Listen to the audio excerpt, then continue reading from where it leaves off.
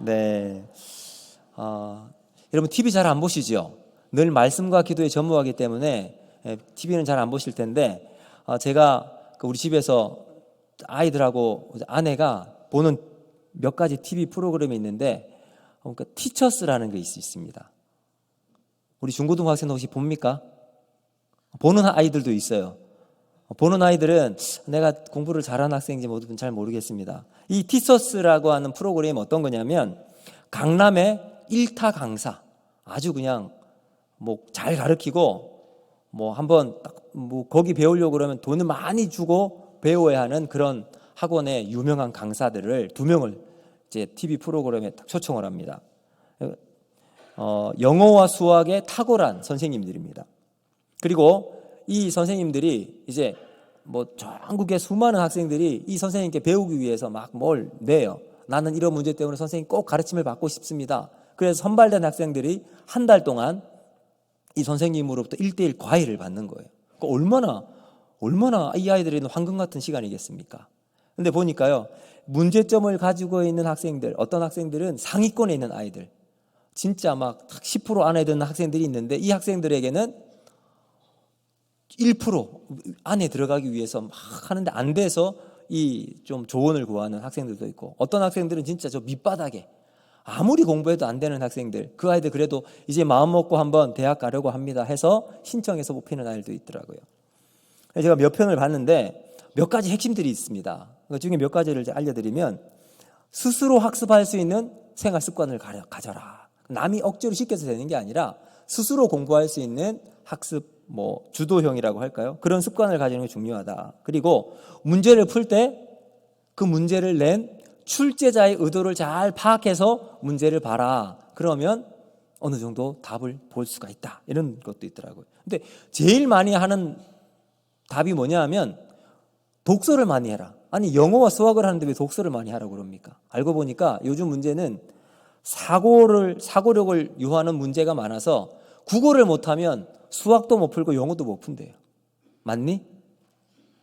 이 국어를 잘해야 영수를 잘한답니다. 그래서 이 사고력을 요하기 때문에 독서를 많이 해라. 이런 이제 해법을 주고 있었습니다. 결국 뭐냐 하면 우리가 어떤 문제가 주어졌을 때 그 문제를 가지고 계속해서 집중적으로 반복하는 부분이 있습니다. 그 부분은 어떤 걸까요? 중요하다는 겁니다.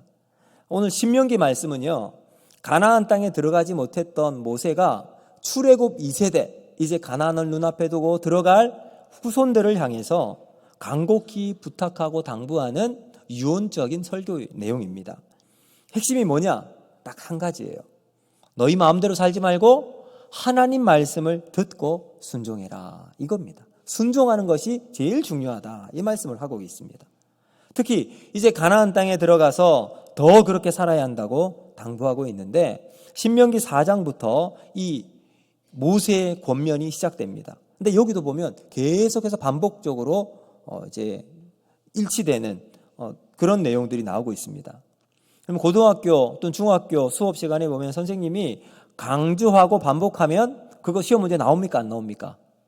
나오죠. 그래서 거기에 노란 하이라이트 펜으로, 형광펜으로 딱 쓰고 거기에 그것도 못해서 별표도 하고 돼지꼬리 땡땡 해서 딱 붙입니다. 이거 반드시 시험 나온다. 뭐 이렇게 적어 놓기도 하죠. 자, 그러면 신명기는 뭐가 나오는지 한번 보실까요? 4장 1절 한번 보겠습니다. 4장 1절 우리 같이 한번 읽겠습니다. 시작. 이스라엘아, 이제 내가 너희에게 가르치는 규례와 법도를 듣고 준행하라. 그리하면 너희가 살 것이요. 여기 보시면 하나님 말씀이죠. 규례와 법도를 듣고 준행하라. 이렇게 되어 있습니다. 자, 6장 1, 2절 말씀 같이 보겠습니다. 시작. 이는 곧 너희의 하나님 여호와께서 너희에게 가르치라고 명하신 명령과 규례와 법도라. 너희가 건너가서 차지할 땅에서 행할 것이니 곧 너와 내 아들과 내 자손들이 평생에 여호와를 경외하며 내가 너희에게 명한 그 모든 규례와 명령을 지키게 하기 위한 것이며 또 내 나를 장구하게 하기 위한 것이라. 아멘. 여러분, 여기도 보면 핵심은 뭐예요? 하나님 말씀을 잘 듣고 순종해라. 이 말씀이에요. 7장도 한번 보실까요? 7장 11절. 자, 같이 읽습니다. 시작. 그런즉 너는 오늘 내가 내게 명하는 명령과 규례와 법도를 지켜 행할지니라. 똑같은 말이에요. 8장 1절. 이것도 안 읽을게요. 너 계속 같은 말이니까. 같은 말이죠. 하나님 말씀을 듣고 순종해라, 이런 말입니다. 그러니까 신명기 말씀은 온통 하나님 말씀대로 듣고 순종하라, 이렇게 간곡하게 당부하는 말씀입니다. 다른 말로 하면 하나님을 사랑하라, 혹은 하나님을 경외하라, 이런 말씀으로 요약을 할 수 있습니다.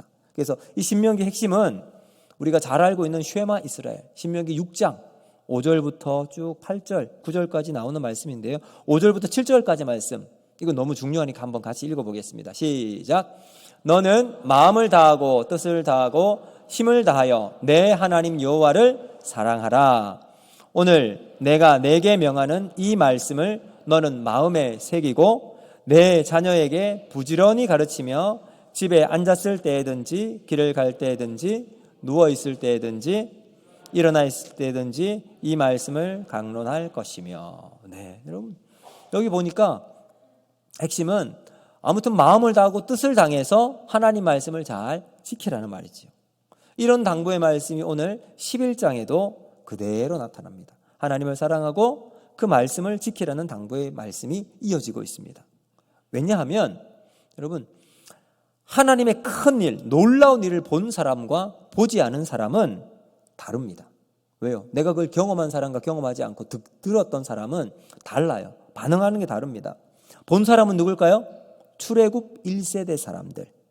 출애굽 1세대 사람들은 광야에서 만나도 먹었고요, 홍해가 갈라지는 것도 보았고요, 반석에서 물이 나오는 것도 보았고요, 아무런 힘도 없는 이 군사적인 조직이 아니었던 그들이 광야에서 많은 민족과 전쟁을 했는데 이기게 되었습니다. 이건 뭐 자신의 능력이 아닌 것은 명백하죠. 그래서 하나님께서 우리와 함께 하시는 것을 확실하게 알았던 사람입니다. 그런데 안 본 사람은 누가? 출애굽 2세대. 이 사람들은 못 봤어요. 근데 문제는 뭘까요? 출애굽 1세대들이 놀라운 하나님의 기적을 보고 경험했어도 불구하고 그들은 하나님 말씀에 불순종했다는 거죠. 그래서 1세대는 여러분 지난번 어성경 세미나를 할 때 1세대 사람들이 40년 동안 광야에서 뭐 하다가 죽었던 사람이라고 기억이 나십니까? 먹다가 죽은 사람들. 광야에서 먹다가 죽다가 그의 인생 끝난, 그의 인생을 종친 사람들이 1세대 사람들이에요. 얼마나 억울합니까? 기적도 맛보고 하나님의 놀라운 기적, 이 놀라운 일도 경험했음에도 불구하고 불순종하니까 광야에서 먹다 죽은 인생으로 끝이 나게 되었습니다. 그럼 거기에 모세도 예외가 아니었다는 사실이 충격이죠. 왜 그랬을까요? 모세는 1세대를 대표했던 인물이기 때문에 모세도 가나안을 보기만 하고 들어가지는 못하고 죽었습니다. 그들의 입은 늘 불평과 원망이 가득했던 사람들입니다.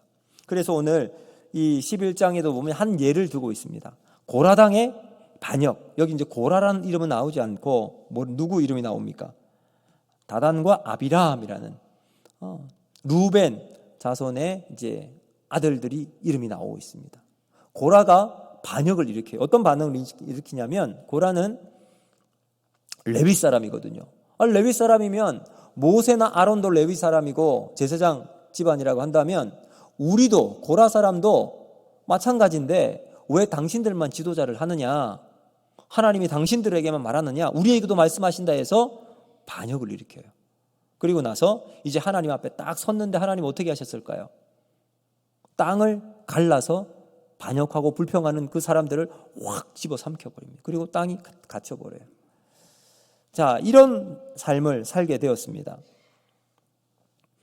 자, 그래서 출애굽 1세대는 결국 광야에서 다 죽게 되었어요. 뭐 때문에? 원망과 불평하다가.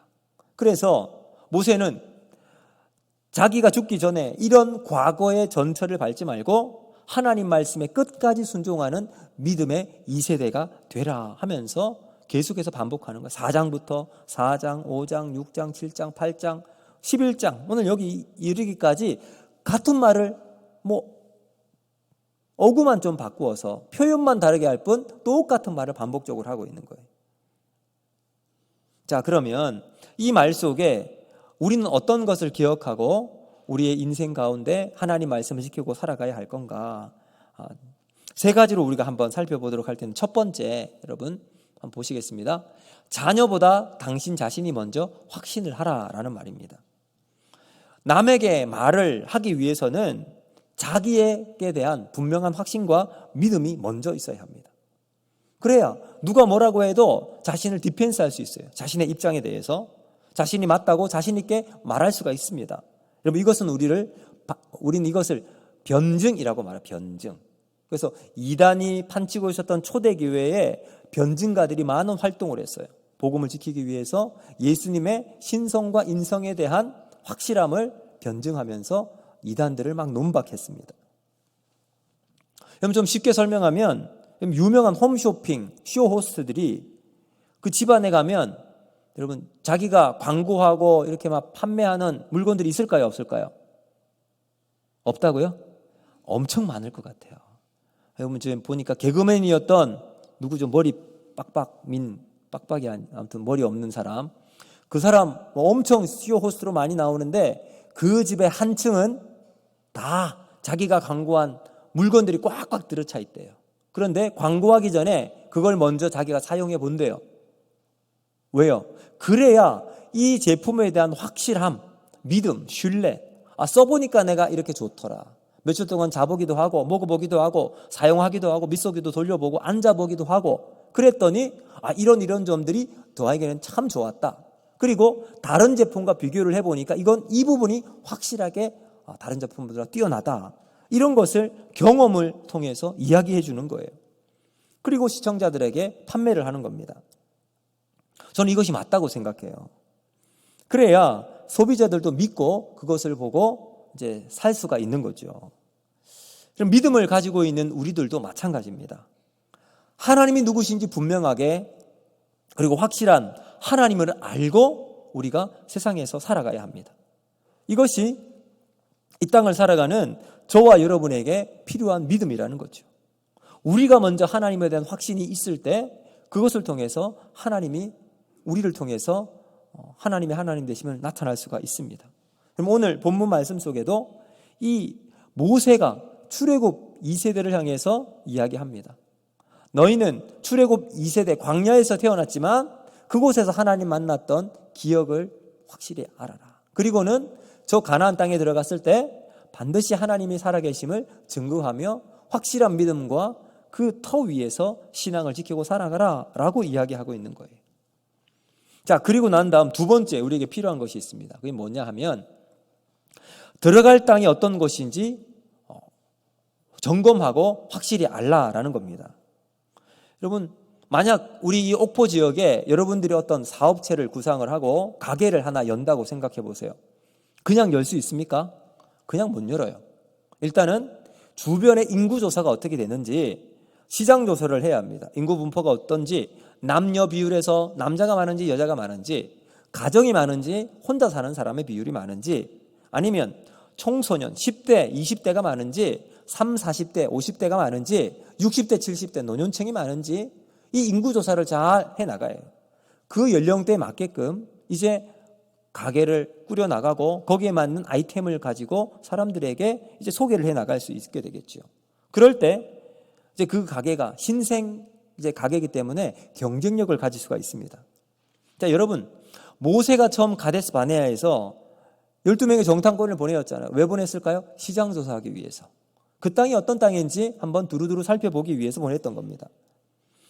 자, 오늘 10절부터 12절 말씀을 한번 보시면 이렇게 이야기하면 같이 한번 읽어보겠습니다. 시작. 내가 들어가 차지하려는 땅은 내가 나온 애굽 땅과 같지 아니하니 거기에는 너희가 파종한 후에 발로 물 대기를 채소밭의 댐같이 하였거니와 너희가 건너가서 차지할 땅은 산과 골짜기가 있어서 하늘에서 내리는 비를 흡수하는 땅이요 내 하나님 여호와께서 돌보아 주시는 땅이라. 연초부터 연말까지 내 하나님 여호와의 눈이 항상 그 위에 있느니라. 아멘. 자, 여러분, 여기 나온 핵심이 뭐냐 하면, 자, 지금 가나안 땅에 들어갈 텐데 그 가나안 땅은 애굽 땅과 다르다. 어떻게 다른가? 애굽 땅이 좋은 땅이냐, 가나안 땅이 좋은 땅이냐? 이거 지금 어디가 좋은 땅으로 느껴지십니까? 가나안일까요? 애굽 땅일까요? 제가 보기엔 애굽 땅이 좋은 땅이에요. 왜냐하면 여기도 보면 애굽 땅은요, 이제 씨만 뿌리면 물이 많아서 그 강옆이라서 잘 자랍니다. 곡기도 잘하고 열매도 풍성히 맺을 수가 있어요. 근데 여기 가나안 땅은 어떤 땅이냐 보니까 애굽 땅과 같지 않대요. 그래서 산과 골짜기가 있어서 하늘에서 비가 내립니다. 하늘에 비가 내릴 때 그 비를 흡수해 버린대요, 땅이. 그 말은 원래 좀 땅이 뭐 바위나 돌이 많으면 물이 고일 수 있잖아요. 그래서 모아둘 수 있는데 그런 땅이 아니라는 거예요. 땅이 물을 흡수해 버리니까 다 말라 버리는 거죠. 그러니까 이건 천상 농사를 짓기 위해 비가 필요할 때는 어디만 바라볼 수 있어야 합니까? 하늘만 바라보는 거예요. 하늘만 바라보고 이 시기에 비가 내려야만 농사를 지을 수 있는 그런 땅이 바로 가나안 땅이라는 거예요. 근데 참 표현은 아주 좋게 해놨어요. 뭐라고 했냐면 12절에 내 하나님 여호와께서 돌보아 주시는 땅이라. 표현은 너무너무 멋있어요. 좋아요. 근데 한겹을 벗겨서 보니까 그건 하나님만 바라보면서 비가 필요할 때 구할 때 하나님 주셔야 살 수 있는 땅이다라고 이야기하고 있는 거예요. 결론은 무슨 땅일까요? 좋은 땅이에요? 나쁜 땅이에요? 그렇게 애굽 땅에 비해서는 좋지 않은 땅이다. 이렇게 이야기하고 있는 겁니다. 그래서 여러분, 우린 이런 땅을 천수답이라 그래요. 제가 여기 한자로 천수답 두 가지를 써놨습니다. 혹시 보여주실까요? 자, 이게 어떤 의미냐면 첫 번째 나오는 천수답은요, 전 밭 전자예요. 밭 답자예요. 천수답 앞에 있는 것. 이 천수답은 하늘에서 물이 내려야만 밭이 되는 땅이에요. 근데 제가 뒤에는 이 한자 맨 끝에 답을 바꿔 놨어요. 저 뒤에는 답은 뭐예요? 답답자예요. 그러니까 하늘에서 비가 내릴 때 답이 되는 인생. 그럼 이게 좀 의미가 달라요. 왜 그러냐면 우리의 인생은 하나님 앞에서 하늘에서 비를 내려야만 살아가는 그런 인생이 아니라 하나님께서 우리에게 은혜의 담비를 내릴 때만 우리의 인생이 답이 되는 삶을 살아가자. 이게 천수답 인생입니다. 그럼 오늘 우리가 세상을 살아가면서 하나님께서 은혜를 주시는 그 은혜로만 살아가는 인생의 답을 가지고 살아가는 여러분 그러한 천수답의 인생이 저와 여러분에게 있기를 주님 이름으로 축복합니다. 여러분 그러기 위해서 이스라엘 백성들이 준비해야 될 것이 있습니다. 뭘까요? 하나님께서 비를 내리실 것을 확신하고 기도하고 준비하는 거예요. 기도하고 난 다음에 준비하면서 하나님 은혜를 구하며 살아가는 삶이 필요합니다. 내 때가 아니라 하나님의 때를 기다릴 줄 아는 믿음이 여기에 필요하다는 거죠. 그러므로 여러분 우리가 스스로를 의지하는 것이 아니라 하나님만이 절대적인 나의 의지가 되는 삶을 살아가는 저와 여러분이 되기를 바랍니다. 자, 이제 마지막 세 번째. 그렇다면 우리 신자들이 해야 될 것이 무엇인가? 그 답이 13절에 나오는데 같이 한번 읽어보겠습니다. 13절 시작. 내가 오늘 너희에게 명하는 내 명령을 너희가 만일 청종하고 너희의 하나님 여호와를 사랑하여 마음을 다하고 뜻을 다하여 섬기면. 자, 여기 제가 노란색으로 세 단어를 이제 색깔을 칠해 놓았습니다. 우리가 해야 될 것 세 가지예요. 첫 번째 뭐냐 하면 듣기예요. 우리가 하나님 말씀을 잘 들어야 합니다. 잘 듣는 것, 다른 말로 하면 하나님 말씀을 잘 듣는 거예요. 성경을 가까이 하고 성경이 우리에게 말씀하시는 그 행간을 잘 이해하고 듣는 거죠. 그럼 이럴 때 하나님의 의도와 심정을 우리가 잘 파악할 수가 있습니다. 공부 시간에도 그렇잖아요. 선생님 말씀을 잘 들을 때 이해가 잘 되는 것처럼 우리는 하나님 말씀에 언제나 우리의 믿음의 귀를 열어야 한다는 거예요. 자, 첫 번째가 듣기예요. 그럼 두 번째는 뭐냐 하면 사랑입니다. 여러분 사랑이 어떤 걸까요? 뭐 다양하게 우리가 정의를 내릴 수 있겠지만 사랑은 나의 상대방을 배려하고 상대방에게 맞추는 것이 사랑입니다. 그러니까 중심을 나에게 두는 것이 아니라 나와 함께하는 그 사람에게 맞추는 것이 사랑입니다. 그래서 하나님을 사랑한다는 것은 나의 삶의 중심을 하나님께 두는 겁니다. 관심을 하나님께 두는 거예요. 하나님을 기쁘시게 하는 일이라면 내가 내 시간과 또 나의 것이 조금 포기가 되는 손해가 되는 순간에도 그 사람은 행복한 삶을 살아가요. 왜요? 같이 있는 내가 사랑하는 그 사람이 기뻐하는 일이라면 기쁨으로 우리가 할 수 있기 때문에 그래요. 그래서 저는 이것을 이렇게 생각했어요. 허비가 아닌 드림이 된다. 나의 시간과 나의 물질이 허비가 아니라 사랑하는 사람을 위해 사랑을 하면 그것이 드림이 되는 거예요. 그럴 때 우리에게 놀라운 또 기쁨이 솟아나는 거예요. 오늘 하루를 살아가면서 이번 한 주간 동안 하나님을 더 사랑하는 저와 여러분이 되기를 주님의 이름으로 축복합니다. 그 마지막 세 번째, 섬김이 있습니다. 섬김. 자, 이 섬김은 히브리어로 보면 이제 아바드라는 단어를 사용해요. 아바드는 일하다라는 말이에요. 일하다. 여러분 솔로몬 성전을 짓는데 왕이 이제 변복을 하고 옷장을 왕복을 벗고 평상복을 입고 일하는 그 현장을 둘러보았다고 합니다. 그러면서 몇 사람에게 질문을 해요. 당신은 여기서 왜 일을 하십니까? 라고 하니까 첫 번째 사람은 그냥 끌려 나온 거예요. 끌려 나와서 일하게 되니까 아유 마지못해 일을 합니다 라고 답을 했어요. 두 번째 사람을 찾아가서 당신은 여기서 왜 일을 합니까? 돈 주니까 받은 만큼 일합니다. 이렇게 이야기를 했대요. 마지막 세 번째 사람을 찾아가서 물어보니까 이 사람은 저는 하나님의 성전을 짓는 일에 제 삶을 들여서 너무나도 기쁘고 행복합니다. 무슨 말을 하고 있는 걸까요?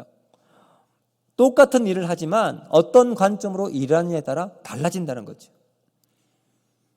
제가 오늘 새벽에 기도하면서 이런 마음이 들었습니다. 하나님, 제가 목사로서 설교를 하고 있는데 이 설교하는 기계로, 설교하는 로봇으로 살아가지 않고 하나님을 기쁘시게 섬기는 목사가 되게 하여 주시옵소서. 그럼 그 삶의 태도와 관점이 달라지면 내 삶을 통해서 하나님이 일하시는가 아니면 내가 일하는가 달라지죠. 오늘 여기에 섬기라라는 말이 나오잖아요.